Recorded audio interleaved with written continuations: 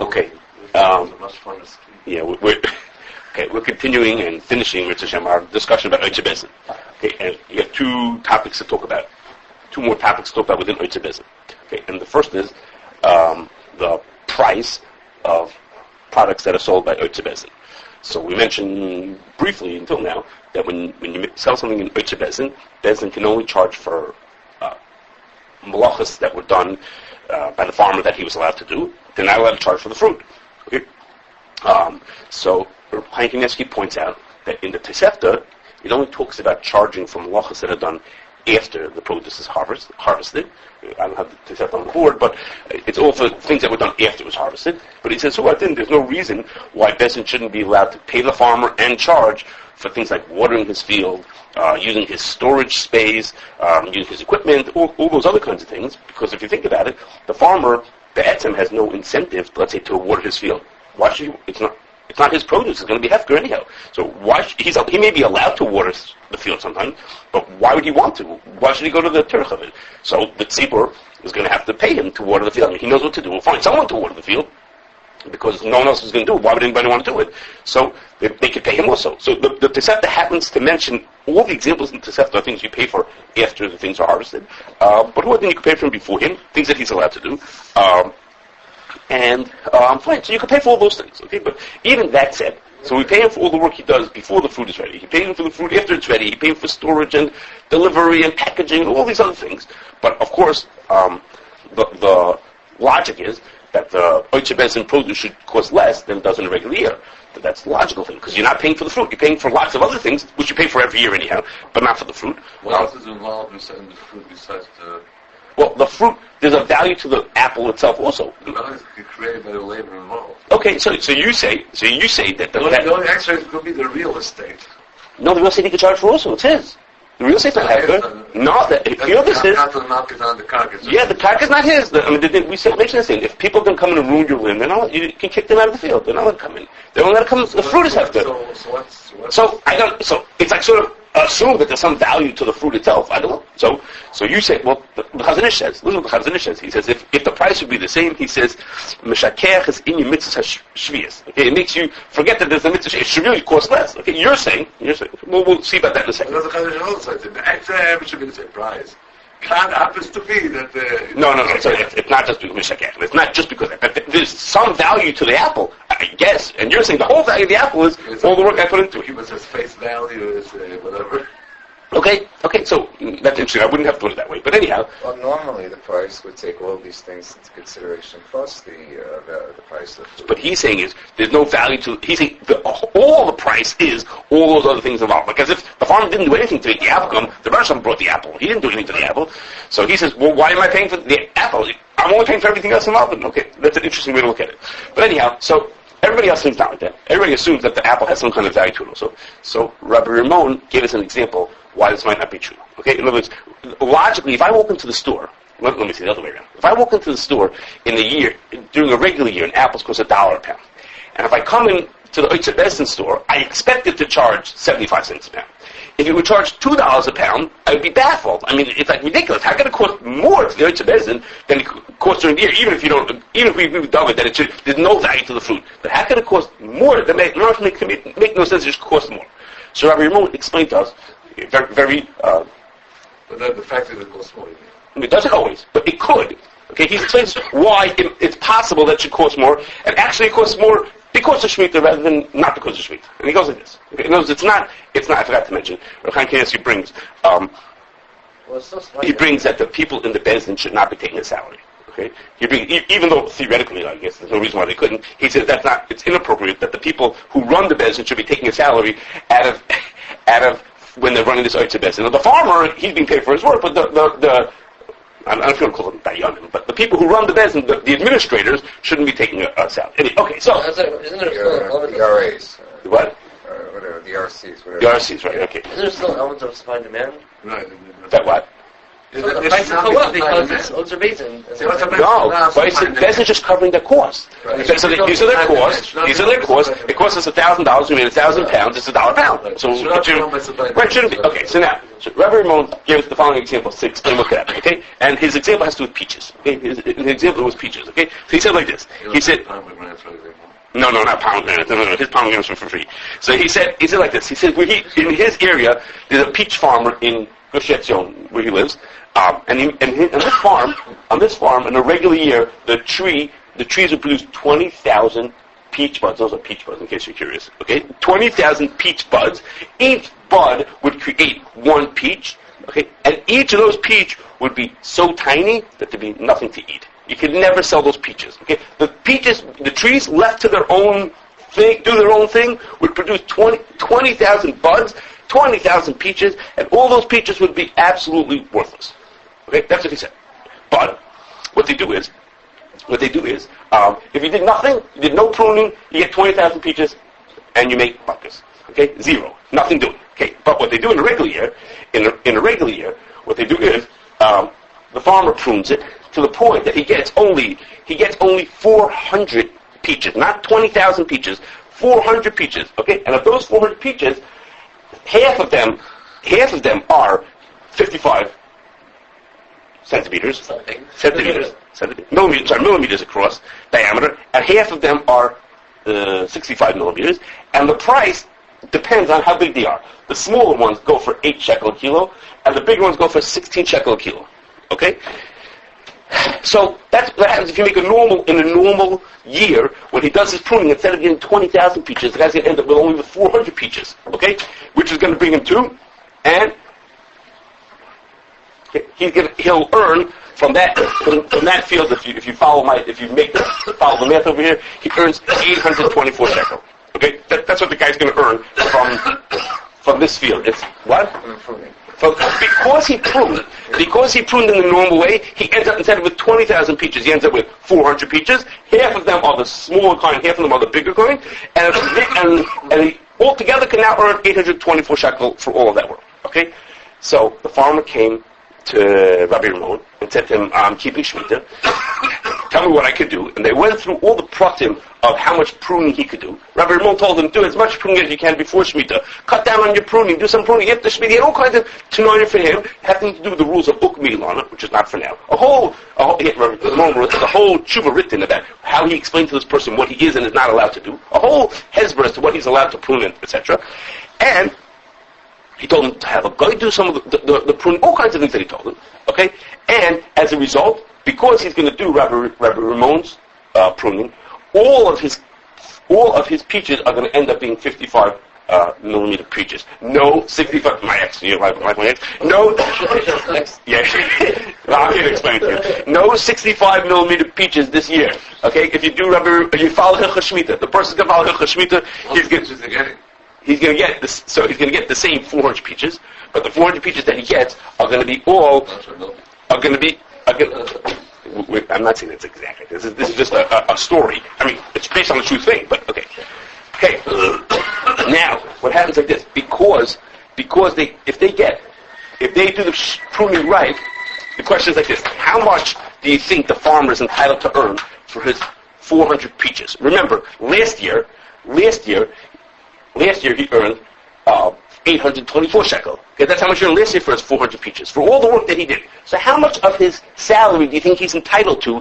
Remember, we're not allowed to charge for the fruit. We can only charge for the labor and all the trimmings and his truck driving and his packaging and all those other things. How much is he allowed to earn? What percentage do you think we should give the guy for his 800, all the things that he did?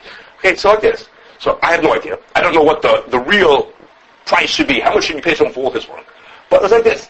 If we charge 9 shekel a kilo, he's going to earn, this is how much he would earn depending if we charge 8, 9, or 10 shekel a kilo. Okay, he can earn between about 500 and 600 shekel, which is between 60 and 75% of what he would have earned in a regular year.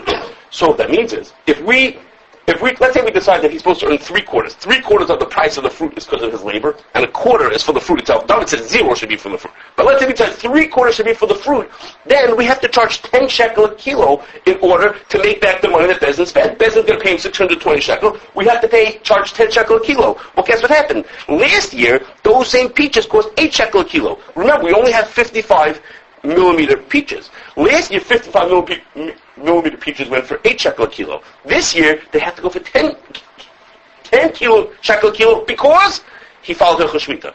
Had he pruned smaller.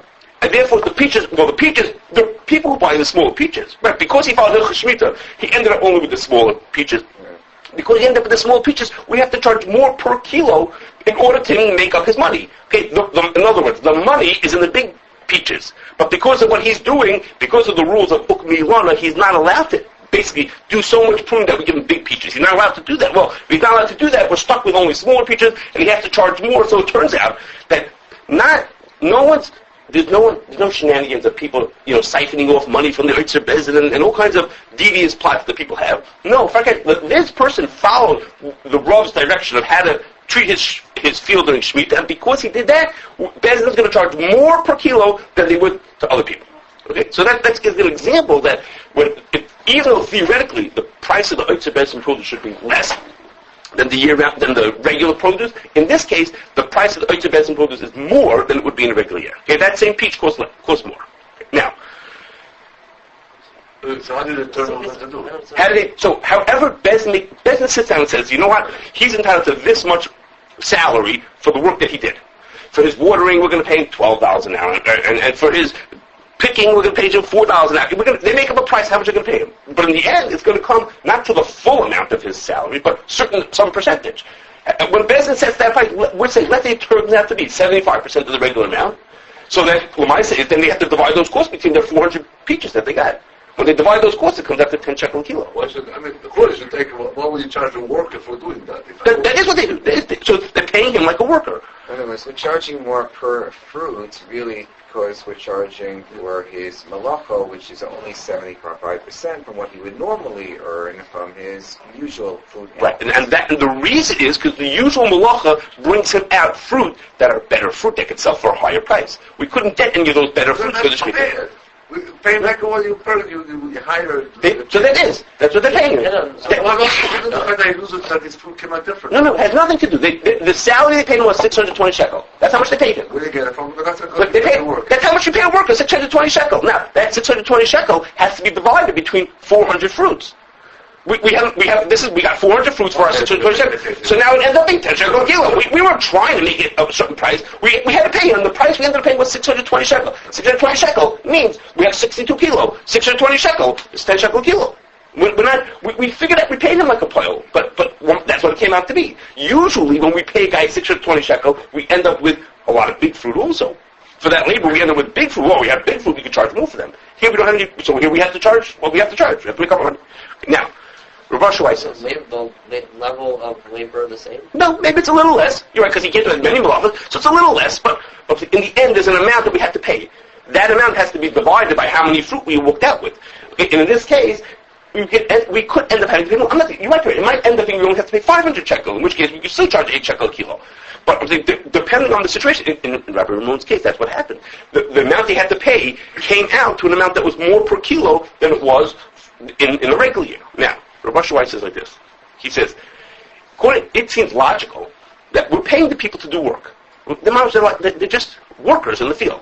If we pay the people to do their work, then the price for the fruit should have nothing to do with how good the fruit is. So, for example, what happens? It's not coming on the screen. What happens if I had, instead of all 400 came out as small ones, what happens if I got 100 large ones and 300 small ones? Okay, let's say that's how it worked out. 100 large ones grew and 300 small ones grew. Well, Rav Shai says, theoretically, the price should be the same. Because the same amount of work went in to make big ones and small ones. This is what the guy did. Once the guy did all his work, he says, you should charge the same amount for big ones and small ones. He says, the problem is, he begrudgingly agrees that you don't have to do that. He says, because Lamaisa, if you charge the same amount, we're going to have this problem. Because if you figure it out, if you had the same amount, we would charge 9.5 shekel a kilo for those fruit. What's going to happen? Okay? The 100 fruit that were larger are going to sell out in a second. Okay, because the price is really discounted. Usually it's 16 shekel a kilo, now it's 9.5. So they're going to sell out in a second. The big ones are going to sell it right away. The small ones are not going to sell very well because they cost more than a regular year. They're not going to sell very well. So Bezin may not make the money back. So actually Bezin's going to have to raise their prices for everything in order for the fact that the small ones are not going to sell so well. Okay, so... Well, there are no more big ones and what are people going to eat? Well, people will eat nothing. They'll let them eat cake. You know what I'm saying? They just won't. They won't eat. Well, they won't. There's a demand for peaches. If you walk into the fruit store and peaches were $10 a pound, you won't buy peaches. You say, I don't live without peaches. It's not like automatic. I have to eat peaches. If the price is too high, people won't eat it. So he says, begrudgingly, he says, as a sales tactic, Bezin is allowed to charge more or less. But he says, but they have to be careful that they don't end up charging for the fruit. Really charging more for a big fruit is really charging for the fruit. It's not for the labor, because the labor is equal. You get the same labor to make the big one and the small one. So he says you have to just be careful that when you structure your prices, it doesn't end up being really for the fruit. Okay? That's what you're trying to gain over here. Okay. You only average out different size peaches, not all the fruits together? So you could do that. Actually, you could do that. But that was an idea we thought of, which is maybe what you should do is sell bags of peaches. And every bag should have 3 small ones and 1 big one. And then charge an average price for it. You know, in every big you get 3 smalls and 1 big. Okay, and then you could charge an average price. You could do that. The problem was, Rabbi Weiss's case was he wasn't talking about peaches. He was talking about esrogim. Okay, unless you have a big family, nobody wants to buy a family-sized bag of esrogim. They don't sell esrogim at Sam's Club. They don't sell esrogim at Sam's Club because most people. The Reese's Baruch Hashem could use a family-sized bag of esrogim, but most people don't have so many boys to give the esrogim to. So the it doesn't work. Okay, for peaches, you could do that. Put the bag down just so that you get a random assortment, and so you get some bigs and some smalls. Okay, let's move on. Okay, the next thing we have to talk about is for Otzar Bezin is the Mtzvah of Biur. Okay, the Mtzvah of Biur is there's a machlekes Rishonim what the Mtzvah of Biur is. Some Rishonim hold that the Mtzvah of Biur is you have to actually destroy the produce, and according to them, the same works for Otzar Bezin produce. You have to destroy it. When it comes to time of beer is when there's no more left for the Chayas Pasada, then you have to, according to these Rishonim, you have to destroy it, so you have to destroy it. If it's Otzar Bezin, you have to destroy it anyhow. Okay, but we don't pass like that. We pass on that beer means you have to make it hefker.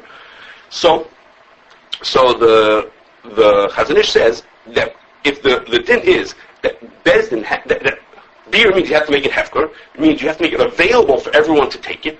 He says, when Bezdin is holding on to produce for everybody, it's an Otzar Bezin, it's effectively had hefker done permanently to it. Bezdin has a storehouse with thousands of peaches in it, but they're not hoarding it, they're not keeping it for themselves, they're making it available to the public. This is the most efficient way to make it available to the public. So the beer is automatic, and Bezdin is not required to actually put it out in the street and declare it hefker. Even though it's sitting in a warehouse, it's hefker, and therefore there is no need to do a formality of beer. Beer is automatic. It's built in that there's a beer when Otzar Bezin holds on to the produce.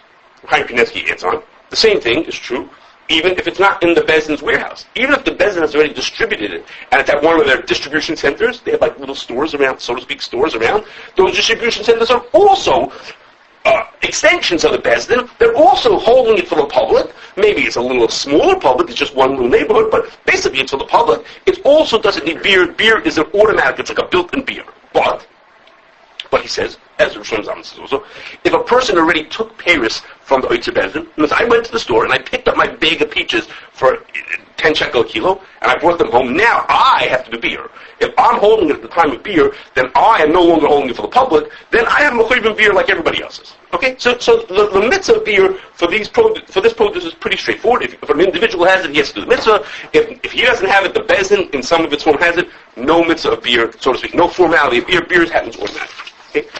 That's the simple part of beer. Now, the question that we have is, what is the din of these payers after beer? Now, we're going to talk about it, this discussion, for Otzar Bezin, but really, this discussion has nothing to do with Otzar Bezin. And really, what I'm about to talk to you about is there Kedushas shevi'is after the mitzvah of beer passes? Okay? The reason why I'm talking to you about it now, when we're talking about Otzar Bezin, is because most of us living in Chutzards never see Kedushas shevi'is produce, because Kedushas shevi'is produce is not allowed to be exported. Okay, so for us, the shaila of what to do with Kedushas shevi'is produce after the beer is not such a real question, except for wine. Okay, and the reason is because, as I'm going to tell you in a second, if you think that there's no more Kedushas shevi'is after the beer, then you can export it. There has no more Kedushas shevi'is anymore. And in fact, there's one hashgacha that makes wine with Kedushas shevi'is. They make it after beer has passed.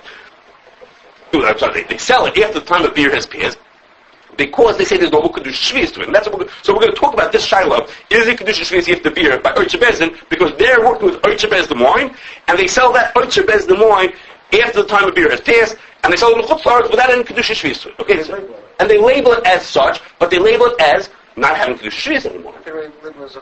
But they if it was really Otzar and it had Kedushas shevi'is, they couldn't export it. They couldn't charge for it, and it would be terribly irresponsible to sell that stuff just in a random supermarket where anybody could buy it and not know what to do with it. So they say it is from Otzar after the time of beer. It says after the time of beer on it. I tried to get a picture. I didn't get one of the label. So we're going to talk about it. So our discussion of whether there's Kedushas shevi'is after beer, we're going to connect it to wine and Otzar, but doesn't really have to do with that. If I had Kedushas shevi'is apples in my house in Eretz Yisrael, and came the time of beer, and I did beer properly, it's the same question. Is there Kedushas shevi'is after? Okay?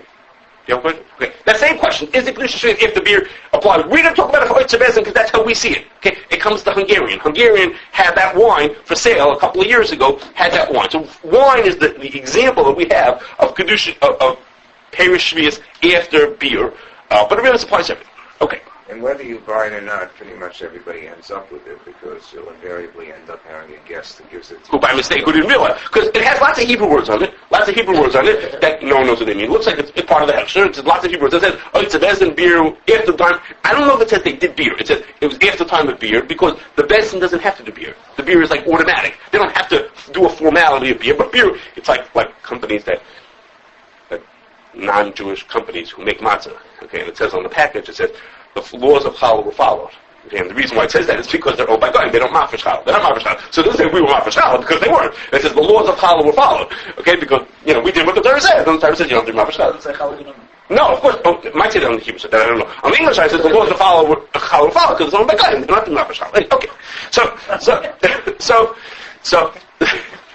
you have to want to read these things, So, okay, anyhow. So let's go here. So what's the question? Okay. Questions like this. Okay, the Mishnah says like this. Okay, the Mishnah says like this. The Mishnah in the 9th parak says like this. Before I go back, can I go back? Possibly, yeah, I go back. Okay, we talked about this Mishnah. I'm about to show you in a second.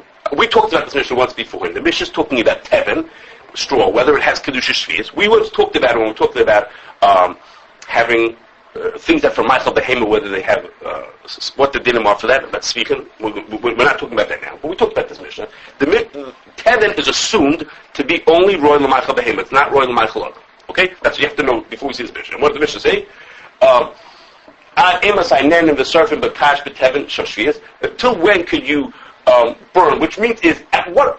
There's lots of shayla about how the gear so. Just believe me that what the Mishnah means to say is, at what point are you allowed to burn teven? Okay, burning is destructive. You're not allowed to burn something that has Kedushas shevi'is. Well, teven has Kedushas shevi'is because it's royal l'machal behema. So at what point, when are you allowed to burn straw? At what point are you allowed to? And the Mishnah says,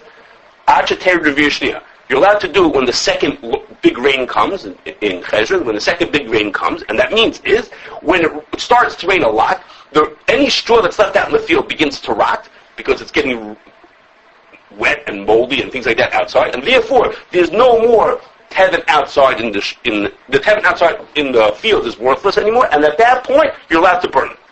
What does that mean? The simple reading of the Mishnah is the Mishnah saying to you is like this. Once the second rain comes, there's no more left for the chayas in the sodeh because it starts to rot in the fields. There's no more left for the chayas. If there's no more left for the chayas, that's the time of beer. So you have to do beer on it. Once the time of beer passes, now there's no more Kedushas shevi'is, and you could burn it. So at that point, you're allowed to burn it because there's no more Kedushas shevi'is, because time of beer passed. So once the simple reading of the Mishnah is, once the time of beer comes, there's no more Kedushas shevi'is. Okay, that's what the simple reading of that Mishnah is. Okay. Comes along the Gemara, comes along the Yerushalmi, and says like this. Brings a machlekes. Okay, the Yerushalmi says like this. Amr Reb Chanina, Mikivan shetishach masha b'soder, huter masha b'bayis. So Reb Chanina says, exactly like I just explained to you the Mishnah. He says, what the Mishnah needs to tell you is, once the stuff in the field spoils, because it rained, huter masha b'bayis, then, now the time of beer has passed, and therefore what's left in the house, it becomes mutter, and you can burn it. It has no more Kedushas shevi'is to it. That's what Reb Chanina says. Okay? But, Tani Rav Hoshea, Afilu Achar Gimel Shonim Otzar, Ad Shetishrach Teven Shel Shevi'is. Okay? So now, what Rav Hoshea is saying is a shayla in the Farshim. What does Rav Hoshea mean to say? The Marafulda and most of the poskim, most of the Farshim learn that Rav Hoshea agrees with Rav Chanina about the Pshat in the Mishnah. He's arguing about the details. Okay? The Mishnah says it's till Terud Revia Shnia, and Rav Hoshea says, no, it could be sometimes it lasts even 3 years. Sometimes the stuff doesn't spoil in the Terud Revia Shnia. Sometimes it lasts till for 3 more years. So you have to wait till the time of beer really comes. The time of beer doesn't come necessarily in the beginning of Cheshvan, in the middle of Cheshvan. Sometimes the beer happens years later. Okay, it can take years until that happens. But inherently, he agrees with Rav Chanina that that after the time of beer there's no Kedushas shevi'is. That's the Marafut ones. Most of the first one like that. In which case, both of these people agree with what the Mishnah said, that after beer passes, there's no more Kedushas shevi'is. Okay? The Rosh Hashanah learns a different shayla. Okay? He learns that Rav Chanina and Rav Hoshea are arguing about the Mishnah. Rav Chanina is saying like what the Mishnah said, that after beer there's no more Kedushas shevi'is, and Rav Hoshea is arguing, he says, no, even after 3 years, meaning after stuff has long spoiled, it doesn't make a difference. If you have produce in your house, that stuff has Kedushas shevi'is to it. The fact that beer passed makes no difference. Even years later, there's obviously nothing left in the fields. Years later, even when there's nothing left in the field, still there's Kedushas shevi'is. It doesn't make a difference. So according to the Rosh Hashanah, Rav Hoshea is either he's arguing on the Mishnah or he's on a different shot in the Mishnah, and Rav Hoshea is saying that the din is even if the beer there's Kedushas shevi'is, and the Rosh Hashanah says we pass on Rav Hoshea. Okay, we pass on Rav Hoshea that after beer there still is Kedushas shevi'is. Okay, so according to so far what we saw with the Yerushalmi, either everyone agrees that there's no Kedushas shevi'is after beer, or it's a machlokes, and the Rosh Hashanah says we pass on Rav Hoshea that there is Kedushas shevi'is. Okay, that's the first part of the Yerushalmi. Okay, the end of the Yerushalmi. This is towards the beginning of the Yerushalmi in this Mishnah. Towards the end of the Yerushalmi, it says, does it? No. Anybody else? Okay, we're getting reruns over here. Okay, at the end of the Yerushalmi it says like this. Okay, it has a complicated question, not for us. This is what we talked about last time about Tevin.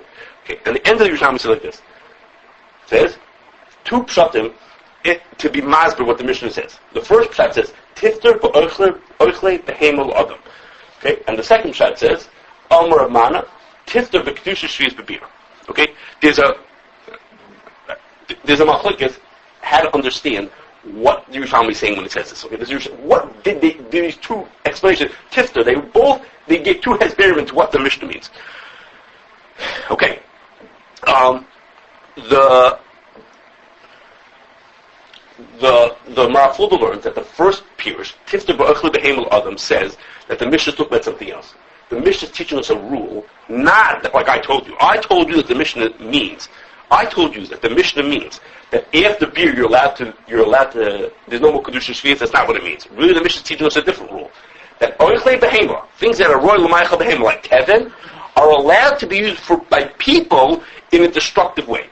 So you're allowed to be served to Tevin to benefit humans because it's only Meichel Behema, and it's an upgrade to use the Meichel Behema for an other, even in a destructive way, and therefore the Mishnah teaches us a different thing, and nothing to do about Kedushas shevi'is after beer. It's telling you that even in the middle of the year, Oichle Behema could be burnt for people. Okay? And Ramana is saying the Mishnah the way we had understood it. Tifta b'kedushas shevi'is for beer, that after beer you're allowed, there's no more than Kedushas shevi'is. That's how he learns. The Gra, I'm getting too deep into this, okay, I'm sorry. The Gra says that this Yerushalmi has nothing to do with anything, with our Mishnah. Okay, this Tifter, it's a whole big shayla on the gear says over there at the end of the Yerushalmi. According to the Gra, these words here have nothing to do with the Mishnah. Okay, they are part of the Mishnah. Okay, so, in short, according to the Marafulda, both Rav Chanina and Rav Hoshea said that after beer, there's no more than Kedushas shevi'is. According to the Rosh Hashanah, only Rav Hoshea said that. According to the second opinion of the Yerushalmi, where the Marafulda learns, it again said that there's no more Kedushas shevi'is after beer. Okay. According to the Rosh Hashanah, there was a sheet of Rav Hoshea that there is Kedushas shevi'is after beer, and he says that we pass on it there. Okay? So again, most of the names, if you didn't follow all the gory details, most of the names are lining up to say that there is no Kedushas shevi'is after beer. Most of the ways to understand the Mishnah and the Yerushalmi are that there's no Kedushas shevi'is after Biur. Most of everything seems to be pointing in that direction. There's one hesber according to the Rash Sariliyah, and one hesber according to the Marafulda, one way to say that there is Kedushas shevi'is. So, the Chazon Ish speaks about this in a number of places. Okay, most of the places where the Chazon Ish speaks about it, when he's like in the sugya, if I could use that word, most of the places where the Chazon Ish talks about it, the Chazon Ish says l'kula. Like most of the Mefarshim learn that you see from the Mishnah and from most of the Yerushalmi that there's no Kedushas shevi'is after Biur, and therefore that wine that's being sold, the Otzar the wine after Biur, is perfectly legitimate. That wine is what could be sold because after Biur was done, and they don't have to do Biurs, but after the time of Biur passes, for wine that's Pesach of the year after Shemittah, so a year from now Pesach, Biur will have done automatically, there will be no more Kedushas shevi'is, then they can do whatever they want with that wine. They can sell it in Otzar, etc. Biur will not necessarily have done automatically. If the wine was produced before the Shas Biur, I don't know if that's done, and then, just the stam person bought it and didn't do Biur. Right, but they don't sell it then. They don't yet release it to Hungarian at that point. Bezdin holds on to it, and Bezdin bottles it and makes the wine. Bezdin only sells it after Shas Biur. Yes. Okay. Maybe they sell it before Biur in bottles that don't say Achar Biur, and they don't sell it to Chutzar. Maybe they sell it in other bottles. But the stuff that we're seeing is stuff that was sold after the time of Biur. It says Otzar Bezdin the Achar Biur. Yes, it says that on there. I wanted to get a label. I couldn't find one. It's too many years ago. I wanted to get a label that showed you what it said. It says it in little Hebrew letters. Okay, so they're holding like these many sheets, and like the Chazon Ish himself says in many places. However, and the Chazon Ish at the end has instructions for people of how to follow to keep Shemitah. Okay, brief instructions like the Kitzur, the homemaker's guide to keeping Shemitah. Okay, and actually there's a thing written by someone named Zelig Shapiro, I think his name is, who wrote rules for keeping Shemitah, many of the halachas of Tluis Baritz, and the Chazon Ish approved them. Okay, it was printed right before the Chazon Ish died. In there they say that you should have Kedushas shevi'is even after the time of Biur passes. Okay, so even though in most of what the Chazon Ish speaks about, he says l'kula, in this place he says l'chumra, and that's how it was printed in that Rabbi Shapiro's guide of how you should keep Shemitah al pi the Chazon Ish. And in fact, most of the hashkachas follow that practice, and we'll assume that there is Kedushas shevi'is even if the time of Biur passed, and therefore there's only one hashkacha, at least last Shemitah, there's only one hashkacha who did it. There was one hashkacha who did it for one company to make that wine. We didn't let the store sell it over here because of that. But my point is that there's very firm basis for what they're doing. They're not, it's like off the wall. It wouldn't be like they'd be selling regular Parish shevi'is in Chutzars. There's very firm basis for what those people are doing. It's generally accepted not to follow that. Okay, in fact, the Chazon Ish told people, like, so to speak, on the retail level that they should be machmir on that din. So we wouldn't let it. But if someone were to have it, the hashkacha itself it definitely has a legitimate sheet that they're following. And if someone were to have it, if someone actually gets it as a present or by mistake they bought it in a store, whatever it is, then the chumrah that we're saying, to be machmir, to treat that has Kedushas shevi'is means treat it as Kedushas shevi'is. It's not also, it just has to be treated like Kedushas shevi'is, which we know how to do that, right?